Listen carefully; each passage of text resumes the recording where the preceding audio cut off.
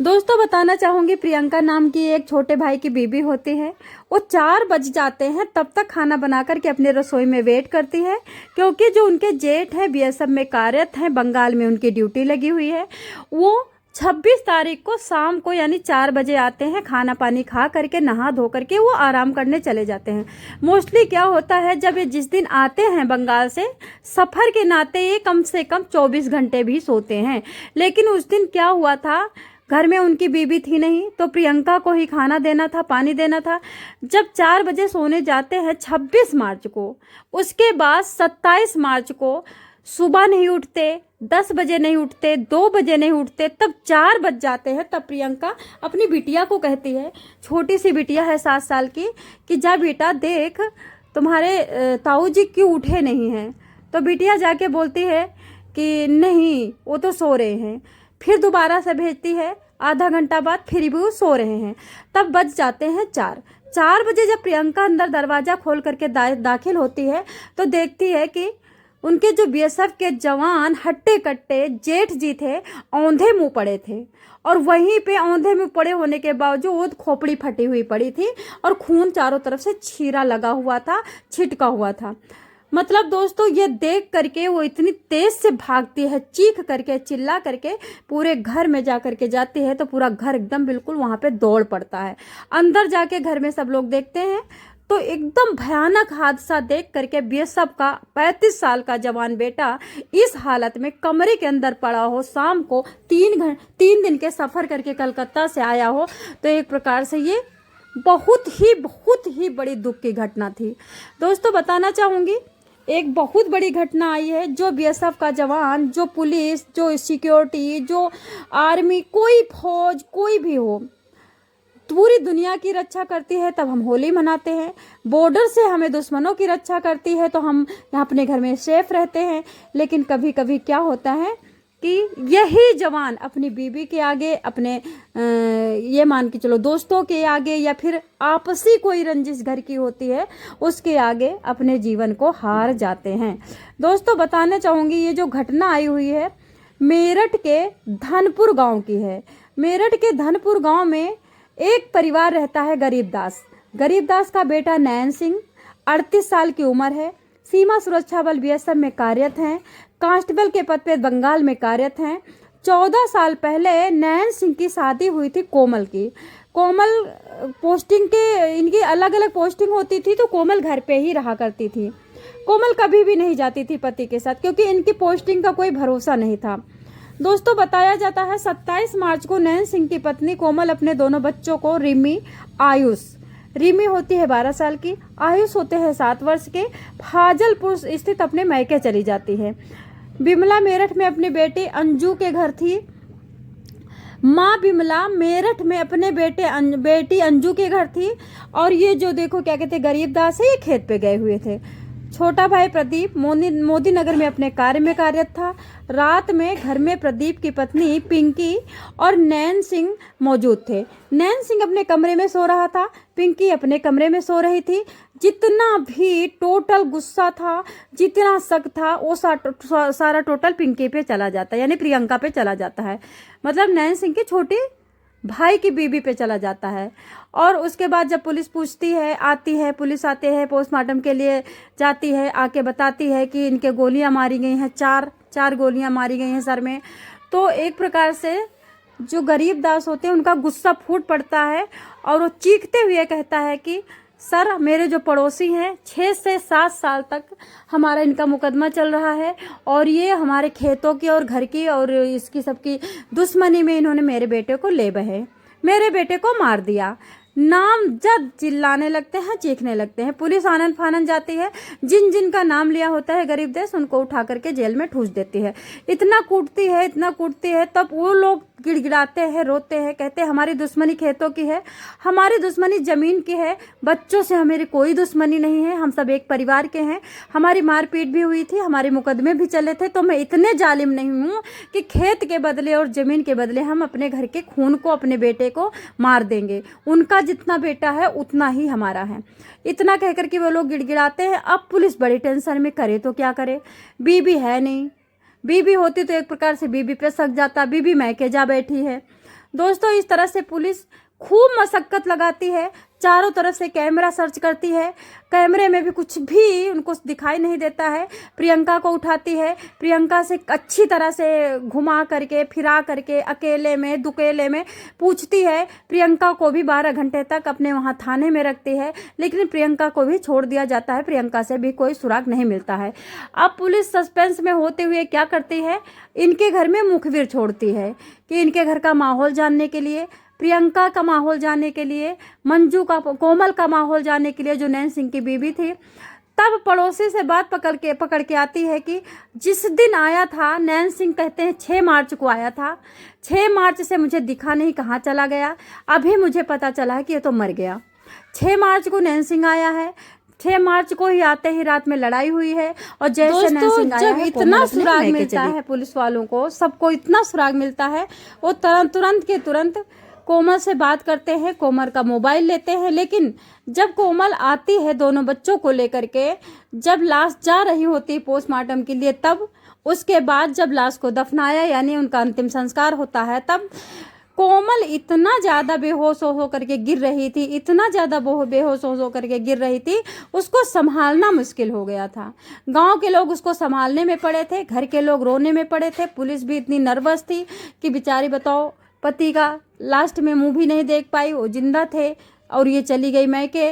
लेकिन पुलिस को तब नहीं पता था कि ये लड़ाई करके झगड़ा करके मैके गई थी। जब पड़ोसी बताते हैं कि इनका लड़ाई बहुत होता था, झगड़ा बहुत होता था, तब पुलिस क्या करती है, कोमल का मोबाइल लेती है। कोमल का मोबाइल लेकर के जितनी टाइम रात को 2 बजे, 1 बजे, 12 बजे एक ही कॉल पे बार बार बात कॉल डिटेल निकलवा करके बात सुनी जाती है। उसके बाद उसके आधार कार्ड से उसका एड्रेस पूछा जाता है। तब कौन निकलता है, जो नैन सिंह मरा है इसी की मौसी का लड़का गुलशन कुमार के पास पुलिस जाती है, गुलशन कुमार को उठा करके लाती है। दोस्तों बताना चाहूँगी, जो नैन सिंह होता है 2012 में इसकी शादी होती है। शादी को इसके हो गए थे 14 साल की पुरानी शादी थी। जब नैन सिंह की पत्नी ब्याह करके आई थी, उसके 4 से 5 साल तक तो इनका खूब अच्छी तरह से चला, खूब अच्छी तरह से बेटी पैदा हुई, खूब बेटा पैदा हुआ। लेकिन धीरे धीरे क्या हुआ, ये बंगाल जाने लगा, कहीं दूसरी जगह जाने लगा, कहीं तीसरी जगह जाने लगा। भाई रोजी रोटी का सवाल था, नौकरी चाकरी की बात थी, बच्चे खाते क्या, इसको जाना ही था, नौकरी तो करना ही था। मर्द का काम ही पैसा कमाना, मर्द नहीं कमाएगा तो कौन कमाएगा। इस चक्कर में कोमल हो जाती है अकेली। जब अकेली हो जाती है तो ये बड़ी परेशान रहा करती है। जब पति आता है जब भी लड़ाई करती है, जब पति आता है जब भी लड़ाई करती। एक दिन पति ने एक थप्पड़ मार दिया, थप्पड़ मारने से लड़ाई बढ़ जाती है। उसी वक्त गुलशन, जो मौसी का लड़का होता है नैन सिंह के, वो आया हुआ होता है। वो जब रोते हुए कोमल को देखता है, उसी वक्त नैन सिंह चला जाता है बंगाल ड्यूटी पे। ये अपनी भाभी को चुप कराता है, भाभी को चुप करा करके आंसू पोंछता है, फोन नंबर लेता है और अपनी भाभी का सहारा दे देता है। सहारा इतना बड़ा देता है, इतना बड़ा देता कि भाभी 14 साल की शादी को भूल करके, इतने पुराने रिश्ते को छोड़ करके नए रिश्ते की तरफ बढ़ जाती हैं और मन बना लेती हैं, मैं किसी तरह से नैन सिंह के साथ नहीं रहूंगी। अब धीरे धीरे क्या होता है, जब ये लड़ाई करना बंद कर देती हैं तब भी नैन सिंह को दिक्कत, जब लड़ाई करती थी तब भी नैन सिंह को दिक्कत होती थी। जब ये लड़ाई करना बंद कर देती है तो ये पता लगाता है, कॉल डिटेल निकलवाता है, तब पता चलता है कि अफेयर में पड़ी है गुलशन से। अब ये गुलशन को बुलाता है, गुलशन को भी बहुत मारता है और अपनी बीबी को फूटी आंख नहीं देखता है। जब भी बात करता है गाली से बात करता है, मारता पीटता, पूरी तरह से साइको नैन सिंह हो जाता है।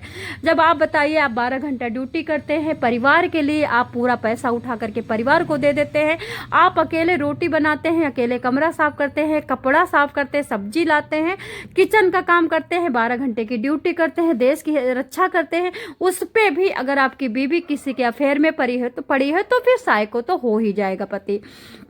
दोस्तों जब इसे पता चलता है कि ये गुलशन से बात करती है तो इनको पता चल गया। जब भाई ने बताया, बाप ने बताया, सब ने बताया कि देखो क्या कहते हैं, सास ने बताया यानी नैन सिंह की मम्मी ने भी बताया कि नहीं, इनका तो दिन रात फोनों पे लगी रहती है, जब मर्जी होता झोला उठा करके चली जाती है। दोस्तों जब इन लोगों ने बहुत जगह पता किया, सब लोगों ने पता चला, कभी गार्डन में मिलते हैं, कभी होटल में मिलती हैं, कभी मैके जाती हैं, कभी मेला में मिलती है, कभी मेरठ में मिलती है, झोला उठा करके मेरठ, झोला उठा करके मेरठ मेरठ में हर तीसरे दिन गोलगप्पा खाती हैं। इनका रवैया पूरे गांव में पता था, ये एक कैरेक्टरलेस महिला बन गई थी। इस तरह से नैन सिंह को बहुत बुरा लगता है। ये गुलशन को भी मारता है, इनको भी मारता है। जिस दिन 6 मार्च को ये आता है, आते ही उठा करके जूता मारता है और गाली से बात करता है। गाली से बात करता, दोनों की लड़ाई होती है। वो मैके भाग जाती हैं। मैके में जाकर के गुलशन से कहती हैं, देखो गुलशन, अब मेरे को या तो मेरे को मार दो या तो इसको मार दो, मैं इसके बिना अब इसके साथ तो रह नहीं सकती, तुम्हारे बिना जी नहीं सकती। गुलशन बोलता है ठीक है, आप कोई बात नहीं, बताओ क्या करना है। गुलशन ने पहले से ही प्लान बना रखा था, अगर कोमल बोलती तो भी, नहीं बोलती तो भी गुलशन को पूरी तरह से अब अपनी भाभी पे आसक्त हो गया था। गुलशन ने मन बना लिया था कि भाभी के साथ प्रेम करना है, भाभी के साथ रहना, भाभी के साथ जीवन काटना है, भाभी के सिवा मेरे को किसी से कोई शादी नहीं करनी है। दोस्तों, गुलशन एक आवारा कुत्ते की भांति था, न पढ़ा था, न लिखा था, ना तो नौकरी करता था, ना ही घर में उसकी कोई इज्जत थी, ना तो उसके पास कोई शादी के लिए दुखवा आते थे। गुलशन को एक ऐसी औरत मिल रही थी जिसके 2 बच्चे भी थे और खूब सारी प्रॉपर्टी भी थी। इस तरह से गुलशन 2 लोगों के बीच में आकर के फायदा उठाने का काम कर रहा था। जब गुलशन को कोमल इस तरह से कहती है तो गुलशन कहता है ठीक है भाभी, मैंने बात तो पहले ही कर रखी है, 6 लाख रुपए लगेंगे। गुलशन को तुरंत बुलाती है ये 26 मार्च को बुला करके गुलशन को 6 लाख का ज्वेलरी देती है। जो 6 लाख की ज्वेलरी 2014 में ससुर ने, कोमल के ससुर ने जो चढ़ाए पे लेकर के जब बारात गए थे तो 6 से 10 लाख की ज्वेलरी लेके गए थे, जिसमें से ये 6 लाख की ज्वेलरी उनको देती है। मतलब ऐसी ज्वेलरी देती है कि आंकड़ा लगाती है, ये इतने का 6 लाख की ज्वेलरी हो जाती है। और उसके बाद पति को बता देती है कि पति इस कमरे में सोता है। टोटल लोकेशन पहले ही दे चुकी थी, और इतने बजे निकलो, यहाँ से जाओ तो कैमरा नहीं होगा, ऐसे जाओगे तो आपको दरवाजा खुला मिलेगा। ये क्या करते हैं, वहीं के राहुल, पप्पू, मोंटी 3 लोग और गुलशन 4 लोग मिल करके उनके घर में रात को 2 बजे उठ करके मार देते हैं। उसके बाद क्या करते हैं, मार करके चुपचाप दबे पांव पीछे से ही निकल आते हैं। जब बड़े तेज से आवाज हप हप की आती है, बंद कमरा था, साउंड प्रूफ कमरा था, कहीं खिड़की नहीं थी, कोई दरवाजा नहीं था। बगल के कमरे के बगल में दूसरे कमरे में कौन सोया था, प्रियंका सोई थी, छोटे भाई यानी प्रदीप की बीबी, जो कि नैन सिंह के छोटे भाई की बीबी थी। उन्हें लगा कि कहीं से किसी ने संदूक खोला हो और बंद किया हो हड़ाक से। वो आती है कमरे में, जैसे इधर उधर आती है, देखती इनको कुछ लगा ही नहीं, रात का अंधेरा था, लाइट चली गई थी, पूरी तरह से अंधेरा था। इन्होंने टॉर्च भी नहीं जलाया और वहां पे कोई आवाज नहीं आई, चीखने की आवाज नहीं आई। ऐसी कनपट्टी पे गोली मारी गई थी AK-47 की, उसके पूरे अंदर का भेजा उड़ गया था, 4 गोलियों से उसकी चीख नहीं निकली थी। दोस्तों, इस तरह से BSF का अंत 6 लाख के गहनों को बेच करके बीबी करवा देती है सुपारी किलर खरीद करके। यानी पति का गहना, पति का ही मौसी का लड़का, पति को ही मरवाना। वाह भाई वाह, आजकल के कलयुग में सशक्तिकरण, नारी सशक्तिकरण का ये फेस है। दोस्तों, आप इस मेरठ के BSF के 38 साल के जवान के बारे में क्या कहना चाहोगे? आप लोगों का क्या कहना है? सतर्क रहे, सचेत रहे। आपकी जो हाथ में रोया है वो भी आपको काट सकता है। आपने जो रस्सी पकड़ी है वो सांप बन के आपको काट सकता है। आप जिस भी किसी की मदद करते हो ध्यान रहे, वो आपको कहीं ना कहीं से नुकसान पहुंचाएगा। जय श्री कृष्ण।